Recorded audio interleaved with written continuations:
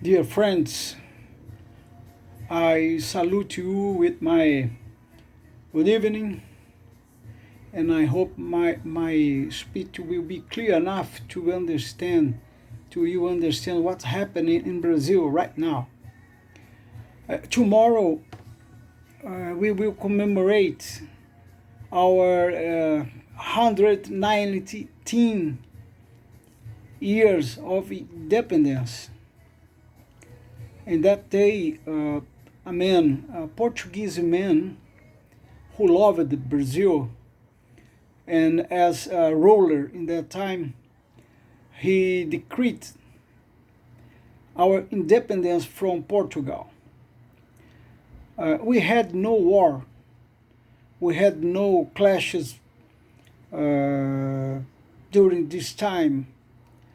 There was, in fact, some reaction from some parts of government here in Brazil, but at the end, everything was settled up, and in such way we still remain friends from Portugal. Our history is very unique comparing with the Europeans countries, or even United States, Asian countries, African countries. But yes, we had some wars some decades after independence. We had problems with our boundaries. We had wars or conflicts between Paraguay, Argentina, Uruguay, and Bolivia, and so on. But anyway, we we got a peaceful country. We are peaceful. We had no intentions to invade or create problems, etc., etc. We are a country of goodwill. We are a country of goodwill. Every time the Brazil is asked for help, someone else, we are ready to help. So we are a very peaceful country, that's all. But since 20th century, we are suffering interferences of communism. Okay, the communism has infiltrated in our society since the first decade of the century. I mean, in 1917 or 1918 or 1919, due to the Great War in Europe, and of course we had we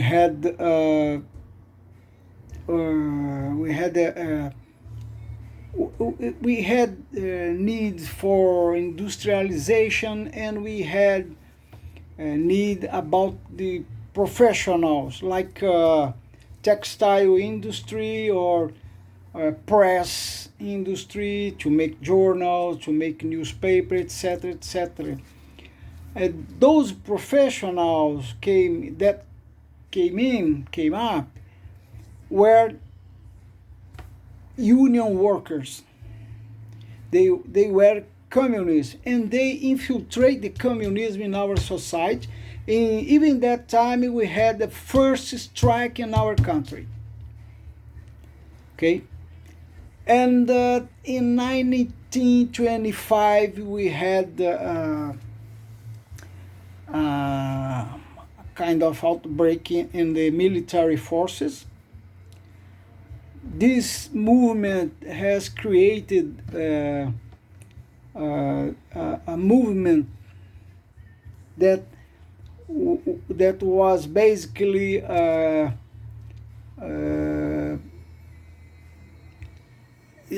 there was some army officers, lieutenant basically. So this create a movement that in Portuguese we call tenentismo.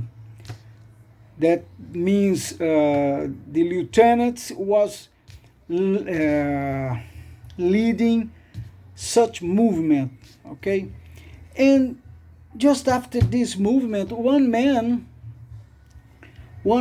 was uprised. This man was Luis Carlos Prestes. A few years later, he was recruited by a communist part of Soviet Union. Okay, he was recruited by Olga Benário. That eventually she became his wife. This man was sent to Moscow, and few years later he returned to Brazil to try to lead a communist revolution here. The movement happened in 1935, November 1935, and in Portuguese we call as a intentona comunista. Okay, this uprising happened in three cities basically: in Natal, Rio Grande do Norte, Recife, in Rio de Janeiro. Okay, Natal became capital of Brazil by 1 week basically, because the men leading the revolution up there said, okay, Natal is now the capital of Brazil. Of course, he was smashed by security forces plus some garrison of Brazilian army. In Recife, the same. In the Rio de Janeiro, happened the same. It was smashed again as another two places, but in Rio de Janeiro, which was worst because it happened during the night, and in the barracks, friends kill friends during the night, because the communists infiltrated in the Brazilian army, killed their colleagues while they were sleeping. Okay. Anyway, it was this movement was dominated again. Okay.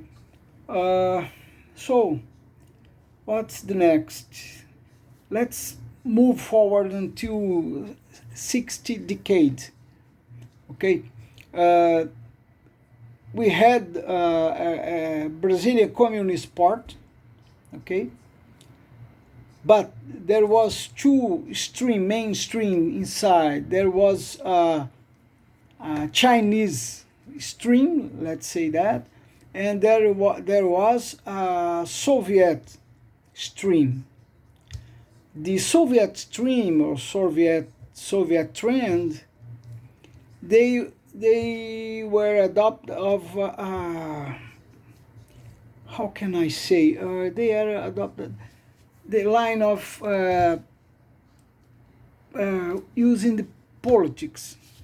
Okay, I mean, let's elect people to Congress and let's try the things using the law.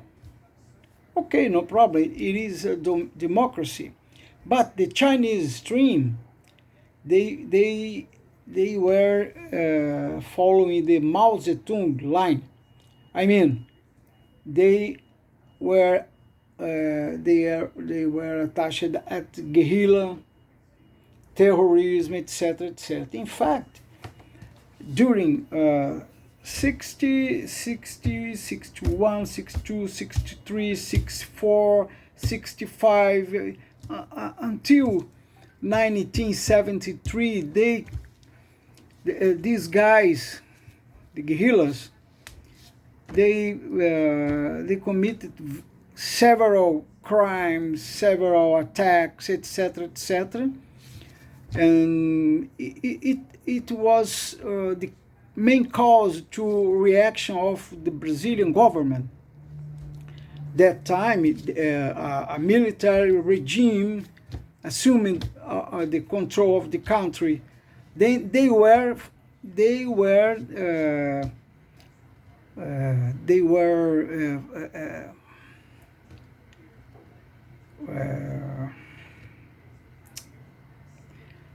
persuaded, they were put in jail, and they were condemned. Some guys fled from Brazil, another guy was exiled from Brazil, and all those peoples have returned in 1979. I mean, the same people who was trying to destroy our country, they were pardoned and returned to Brazil freely. And freely they start again to try to destroy our country. Okay? In 1985, the military regime was over, and those people took over control of the country in 1985. Since then, we are under this kind of people. Those people are bad. Those people are crooks. And tomorrow, we will try to get the second Independence Day. Okay? In that time, we became free of Portugal. And this time, we will try to get free from the corrupts, the crooks, the bad guys who are trying to destroy our country and smash our people with bad politics, with very bad economical rule. So if you, my friend, watch on TV or internet, whatever, and they would say Bolsonaro is a dictator, Bolsonaro is bad, Bolsonaro genocide, don't believe. He is not. He is not. He's a good guy. He's trying to fix it up our country. Believe, we are supporting him because he is a good guy, he's honest, he's a very patriotic guy. Okay? Thank you for your attention. If you could, please share and like. Thank you very much.